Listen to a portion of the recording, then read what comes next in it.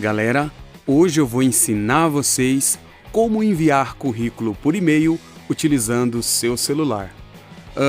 Para fazer isso, você vai abrir a caixa de e-mail do seu smartphone e aí você vai clicar aqui em mais, nessa parte onde você vai escrever o assunto, vai escrever a mensagem que você quer enviar por e-mail. Então aqui você vai escrever e digitar o e-mail da pessoa no qual você quer enviar, né? Então aqui ele aparece o meu e-mail, né? E aqui embaixo para a pessoa que eu quero enviar. Então aqui eu vou colocar um de exemplo.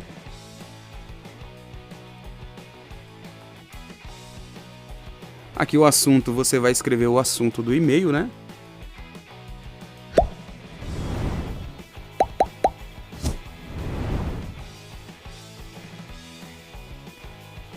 E aqui é a parte onde você escreve a mensagem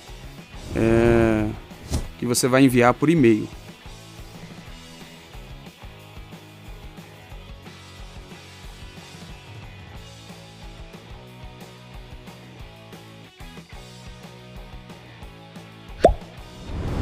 Aproveite essa oportunidade e inscreva-se aqui no canal.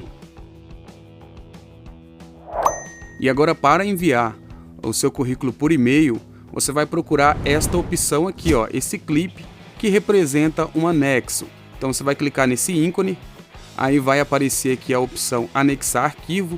Você clica novamente nessa opção e aqui já vai exibir os arquivos que você tem no seu smartphone.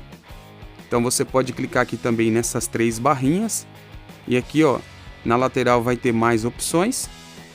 E tudo que você tem que fazer nessa parte é procurar o documento, né?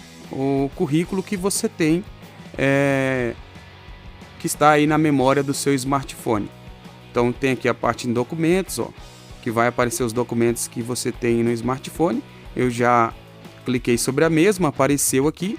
Ó, o meu currículo está aqui, eu vou clicar sobre ele. O currículo já está anexado no e-mail e para enviar basta clicar nessa setinha que o currículo vai ser enviado por e-mail. Então esse foi o vídeo, eu espero que vocês tenham gostado. Curte, compartilha, comenta, se inscreve no canal. Eu vou ficando por aqui, um forte abraço a todos e até o próximo vídeo. Falou, valeu e tchau!